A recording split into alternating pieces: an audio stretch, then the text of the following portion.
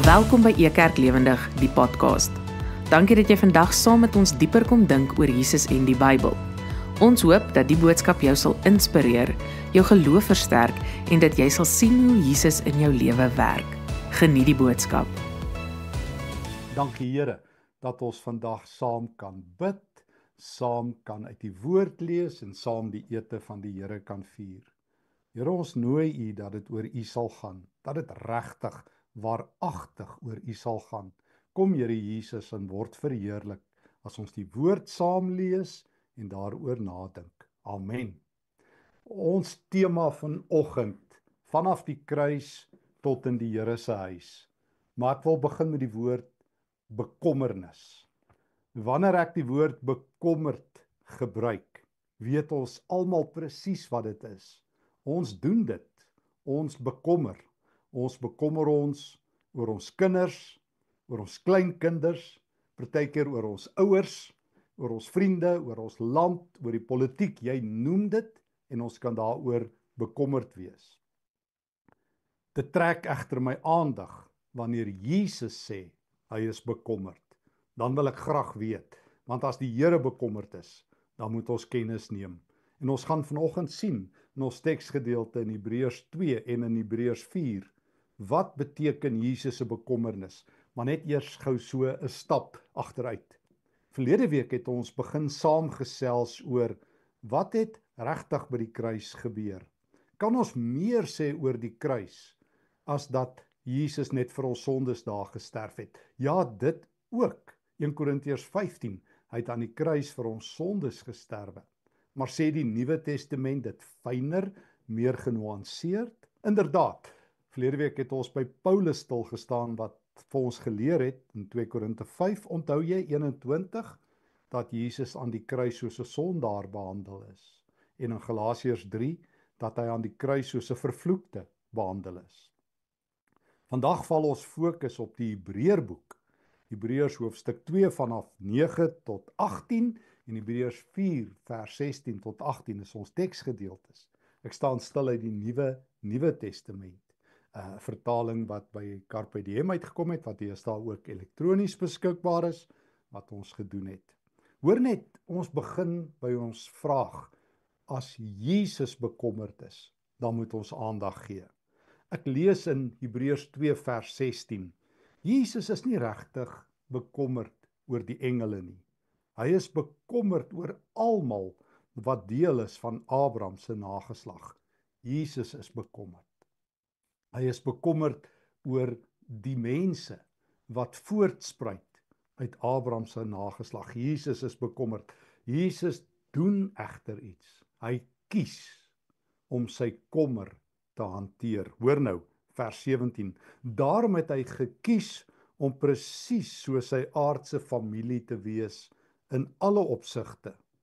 Jesus doen iets met sy bekommernis. Hy is nie oor engele bekommer nie. Hulle is reg. Hy is oor ons bekommer. Hy is oor mense bekommer. En Jesus kies om iets aan sy kommer te kom doen. Hy het gekies om in alle opsigte, uitgesonder die sonde, aan ons gelyk te word. Hoekom het hy dit gedoen?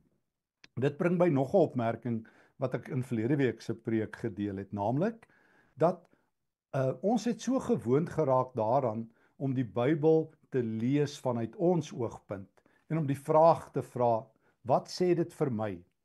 Op die ou end het dit ons hele godsdiens, ons geloof deursuur, dat alles gaan oor, en al bedoel ons dit ook opreg, what is in it for me? En wat is God se plan vir my? Wat is God se wil vir my? Hoe gaan dit in die hemel wees vir my? Gaan my honde daar wees? Gaan ek daar wees? Hoe gaan my familie daar wees? Alles gaan oor ek. Wat beteken Jesus se kruisdood vir my? En natuurlik mag ek in die tweede plek dit vra. Dis nie per se verkeerd nie. Maar in die eerste plek is die vraag van die Bybel, wat sê dit vir my oor God? Wat het met Jesus gebeur? Hoekom doen Jesus dit? Wat wil dit vir my oor Jesus leer? En dit is ons uitgangspunt ook by Ekerk. Jesus sienbaar, voelbaar, sigbaar. So wat het die kruis aan Jesus gedoen? Hoekom is Jesus bekommerd? Hoekom word Jesus in alle opsigte mens? Wel, hy het dit gedoen, vers 17, sodat hy vol medelee kan wees en sodat hy 'n betroubare hoëpriester kon wees in alles wat God vereis. Daarom kan hy die volk se sondes vergewe. So wat het die kruis aan Jesus gedoen? Wat het sy menswording aan hom gedoen? Twee dinge. Hy het dit gedoen sodat hy medelee met jou en my kan hê en sodat hy in die hemel 'n goeie hoëpriester kan wees. Vandaar ons tema, vanaf die kruis tot in God se hemelse huis. Kom ons staan eers stil by die kruis. Jesus word mens sodat hy vers 18 almal kan help wat versoek word. Jesus word mens sodat hy in ons plek die volgende kan oorkom. Ek lees nou so 'n bietjie agteruit, Hebreërs 2 vers 9. Ek sien wel vir Jesus. Hy het vir 'n kort tydjie minder belangrik geword as die engele. Dit was toe hy so swaar gelei het dat hy dood gegaan het. So Jesus is bekommerd, Jesus kies, hy kies om medelee met jou en my te hê. Hy al manier hoe hy dit kan doen, is om saam met my in my plek te kom lei. Hy het dood gegaan. Vers 10, ek haal net so 'n greep aan uit vers 10.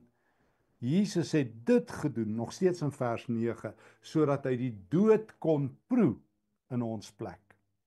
Die Hebreërskrywer gebruik letterlik die Griekse woord vir proe, vir eet. Jesus het die dood geëet en geproe in ons plek. So, wat hoor ek uit die woord? Jesus is bekommerd. Wat hoor ek uit die woord? Jesus doen iets met sy bekommernis. Hy word soos ons. Hy gaan dood. Hy proe die dood. Hy kom ly in ons plek. Dis geweldige dinge wat die Hebreërskrywer sê. Hy vertel nog iets. Vers 14. Al God se kinders is gewone mense. Dis nou Hebreërs 2 vers 14. Hulle het gewone liggame van vleis en bloed, net so sê dit in die teks. Daarom het Jesus ook 'n gewone mens geword, net soos hulle. Deur self dood te gaan, het Jesus die bose vernietig, wat mag het oor die dood. Dit is die duiwel. Op hierdie manier het hy almal bevry, wat so slawe deur die duiwel gevange gehou is. Lewenslank was hulle bang vir die dood. Jesus is bekommerd oor ons. Hy is so bekommerd, dat hy kies om in ons plek dood te gaan. Hy is so bekommerd, dat hy kies om in ons plek die dood te proe. Hy is so bekommerd dat hy die magtigste wese hier op aarde, die bose, aandurf en hom op sy eie terrein uitknikker en sy mag breek. Die magtigste mag is die dood. Dit weet ons almal. Wanneer die dood jou pak, is dit verby. Die dood is finaal. Die dood sê, dit is die laaste skoppensboer, die kaart wat op jou gegooi is, jy kan nie weer terugkom nie. En dit is die duiwel se greep, hy as die baas van die dood. En toe sê Jesus, dit stop. Jy beheer nie meer die geskiedenis nie, jy beheer nie meer die tyd nie, jy beheer nie meer die dood nie. Jesus het dood gegaan om die dood se bluf te roep. Dis 'n geweldige groot ding wat die Hebreërskrywer vir jou en my wil sê, dat Jesus ons bitter liefhet, dat hy ons uit sy hart uit jammer kry en al maniere hoe hy sy jammerte, sy omgee kon wys, was om mens te word. Jy en ek sê net, ons kry mekaar jammer. Jy en ek sê net, ons is bekommerd, maar partykeer is dit al wat ons kan doen. Ons kan nie mekaar se beker drink nie. Ons kan nie regtig in mekaar se skoene loop nie, nie eers vir 1 myl nie. Ons kan nie regtig verstaan wat elkeen van ons deurgaan nie, maar Jesus kan. En hy het mens geword. Hy het ons beker kom drink. Hy het dood gegaan, hy het geproe. Hoe proe die dood? Hy het die duiwel uitgeknikker aan die kruis. Daar het iets geweldigs gebeur by die kruis. Jesus se jammerte het 'n daad geword. Wat het dit aan God gedoen? Want onthou ons vraag waarmee ons begin het. Ons eerste vraag is nie what's in it for me nie. Ons vra wat het dit aan Jesus gedoen? Wat het dit Jesus gekos? En wat het hierdie roete aan God gedoen? Hebreërs 2 vers 10 antwoord dit. Vir God was dit presies die regte ding om te doen, dit wat Jesus gedoen het. Daarom het God hom, vers 9, as koning gekroon met eer en heerlikheid. Dit was vir God presies die regte ding. God het gesê, dis al manier. Dit is hy self deur wie alle dinge gemaak is en terwille van wie alles bestaan, Hebreërs 2 vers 10. Dit was sy plan om baie mense te laat deel in sy heerlikheid. Daarom het hy, dit is God, vir Jesus, wat die pionier en die padbouer is van almal se verlossing, perfek toegerus vir sy taak. God het dit gedoen deur hierdie pad van lyding wat Jesus moes loop. Kyk, die Hebreërskrywer is 'n fris boek. Dit is 'n diep boek. Dit vat ons na 'n nuwe plek toe. Dit vat ons na 'n herverstaan van die kruis toe. Dit sê vir ons, hoor hier, Jesus het hierdie dinge deurgegaan, omdat hy bekommerd is. En God het hande geklap. God het gesê, dis presies die regte ding. En toe Jesus daar dood is, toe hy die dood proe, het God hom die pionier gemaak, die padbouer gemaak van 'n splinternuwe lewe. Die Griekse woord argegos wat daar gebruik word, wat ons vertaal met pionier en padbouer, is presies dit. Jesus is, soos die Engelse sou sê, die trailblazer. Hy breek 'n nuwe pad aan die kruis oop. 'n Nuwe pad vanaf die kruis tot in die hemel. Nou ja, dit bring my na Hebreërs 4 toe, ons tweede teks. Hebreërs 4 vers 16 tot 18. En kan ek weer sê wat ek al 'n paar keer by Ekerk gesê het. Jesus se werk is nie klaar nie. Ek het altyd in die kerk gehoor Jesus se werk is klaar toe hy aan die kruis hang het. Hy het net aan die kruis vir ons sondes gesterwe en dit het my as 'n kind laat dink dat hy nou met pensioen in die hemel is. Want dis tog wat jy doen as jou werk klaar is, het ek gehoor. Toe my oupa vir my gesê het, hy's op pensioen, het hy gesê sy werk is klaar. Maar dis 'n reuse fout as ons sou dink Jesus se werk is klaar. Hy het geskuif vanaf die kruis na sy hemelse huis. Jesus se werk gaan volspoed voort. En as jy dit nie weet nie, weet jy te min. As jy dink Jesus het maar net aan die kruis vir ons sondes gesterwe, dan weet jy te min van Jesus. Dis Hebreërs 4 wat vir ons sê, kom ek lees dit vir jou, dis so mooi, jy moet dit hoor. Hebreërs 4 vers 16. Ons het nou 'n groot en 'n magtige hoëpriester. Hy het deur al die hemelse ruimtes beweeg. Hy is nou by God. Hy is Jesus, die Seun van God. Daarom moet ons met alles in ons vashou aan dit wat ons oor hom bely. Hy is 'n hoëpriester wat vol simpatie is met ons, as gevolg van ons swakhede. Hy is presies op dieselfde maniere versoek as ons in alles, maar hy het nooit sonde gedoen nie. Laat ons dan nou met groot vrymoedigheid naderkom na ons genadige God se troon toe. Daar sal ons ontferming ontvang, daar sal ons genade raakloop, daar sal ons op die regte tyd hulp kry. Hoor hier, aan die kruis het Jesus die dood geproe. Aan die kruis is hy doodgemaak. Aan die kruis het hy die duiwel gewen. Vir God was dit die regte pad. En nou gaan Jesus se werk voort, onverpoost. Nou het hy in die hemel ingestap as ons hoëpriester, wat gewen het. As ons koning, hy's met eer en heerlikheid gekroon, sê Hebreërs 2 vers 10. Hy is koning en hoëpriester. En nou staan hy in die hemel en hy is die brug tussen ons en God. Hy is die een wat nou die pad oopmaak na God toe. Hy is die een wat God se genadige troon oopstel vir elkeen wat in hom glo.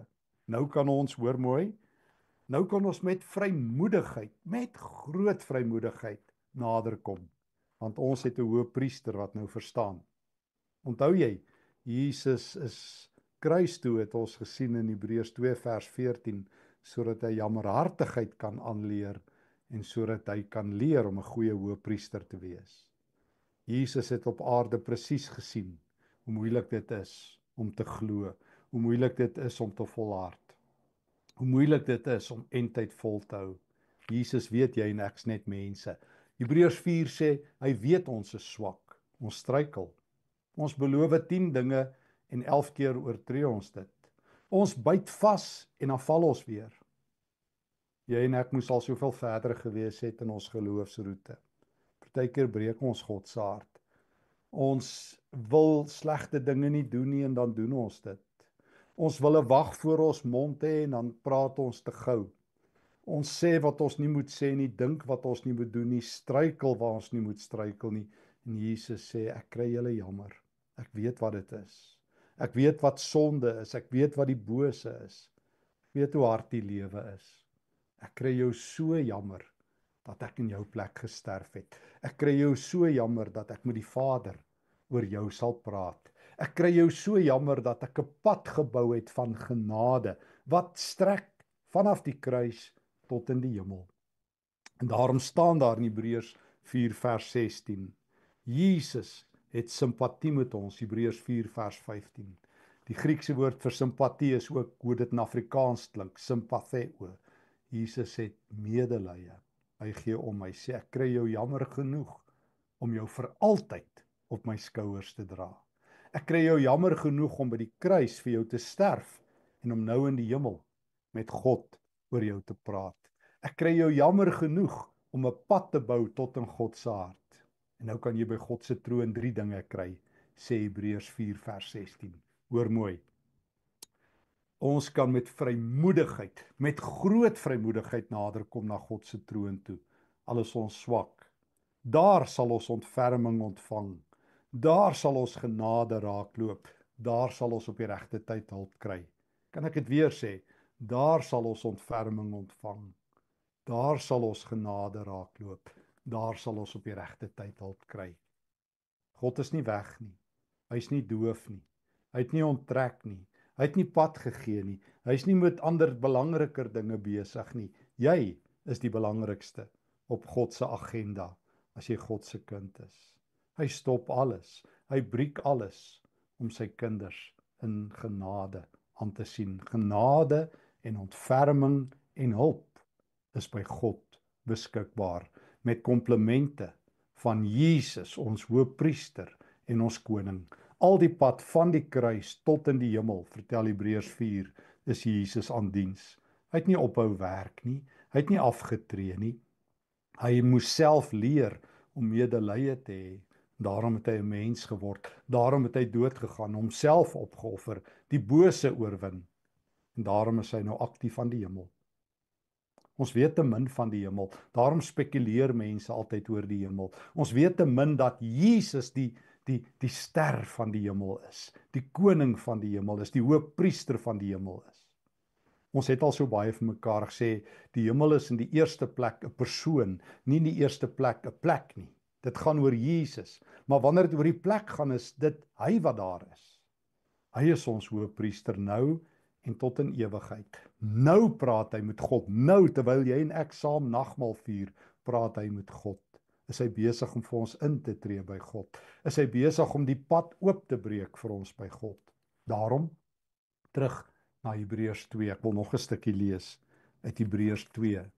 Daarom het Jesus nou iets met jou en my gedoen. Want ons sê vir mekaar, Jesus is bekommerd, onthou jy?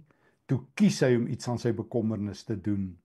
Toe kies hy om 'n mens te word sodat hy medelee met ons elkeen kan hê. Toe kies hy om die hoëpriester te wees sodat hy medelee met ons kan hê in die hemel. Op die aarde en in die hemel het ons vir Jesus wat help. Dit is die nuus van die Hebreërbrief wat so min in die kerk gehoor word. Dit gaan oor Jesus, maar dit het ook betekenis nou in die tweede plek vir jou en my. Hoor nou, Hebreërs 2 vers 11. Jesus verander mense in heiliges, in God se spesiale eiendom. Hy self en hulle wat deur hom heilig gemaak word, kom almal van God af. Daarom is Jesus glad nie skaam om hulle sy broers en susters te noem nie. Dit is hoekom hy sê, ek sal u naam bekend maak aan my familie. Daar in die hart van die geloofsfamilie sal ek lofliedere sing oor u. En weer 'n keer, dit is vers 13, ek sal op hom vertrou. En weer, let op, hier staan ek by al die kinders wat God vir my gegee het. Jesus het ons verander. Hy het ons van swakkes verander na God se kinders. Hy staan tussen ons en hy sê, hier is die mense wat ek gekoop het. Ek is so lief vir hulle, ek is so trots op hulle. Hulle is nou heiliges. hulle is nou myne, hulle is nou God sinne. En dit is hoekom ons vandag die ete van die Here gaan saam vier. Want Jesus het die pad gebou, al die pad, van die kruis tot in God se huis, vir jou en my. Hier op aarde kry hy my jammer, daar in die hemel kry hy my jammer, en nou nooi hy ons in die taal van Hebreërs 2, om rondom hom te kom staan. Nou wil ek jou uitnooi, om saam met die familie van die Here, die ete van die Here te vier. Hierdie is 'n ete vir gelowiges, vir Jesus se mense wat stikkend is en swak is en hulpeloos is en geval het, maar wat kans sien om na die troon van genade toe te stap. So, kom ons raak vir 'n oomblik stil. Dan wil ek graag net 'n gebed doen, terwyl jy ook gereed maak, dan gebruik ons saam die ete van die Here. Here Jesus, baie dankie dat U self van die kruis tot in God se huis aan diens is. Dankie dat U ons so jammer kry dat U mens geword het. Dankie dat U ons so jammer kry dat U die hoëpriester is wat die pad oopbreek tot aan die voete van God. Dankie daarvoor. Dankie dat ons nou saam met U die ete van die Here kan vier. Wees die eregas en die gasheer daar waar ons saam vergader. Amen. Die ete van die Here vertel presies die storie van die kruis en van ons hoop in die hemel. Dit vertel, kan ek net weer sê, net weer ons teks saamvat, van Jesus wat nie bekommerd is oor die engele in Hebreërs 2 vers 16. Hy's bekommerd oor elkeen wat deel is van God se nageslag. Daarom het hy gekies om presies soos elkeen van ons te wees. Jesus het self gelei en hy het self gesterf.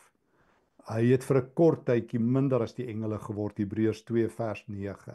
Hy het so swaar gelei dat hy dood gegaan het. Daarom het God hom as koning gekroon met eer en heerlikheid. Maar omdat God so genadig is, het Jesus die dood geproe in ons elkeen se plek. En daarom gaan ons ook deel van die dood van Jesus proe. Daarom nooi ek jou uit, terwyl ons die brood breek, hierdie brood vertel dat Jesus die dood geproe het in ons plek. Proe dit in die geloof, as jy nou saam die sterwe van Jesus herdenk.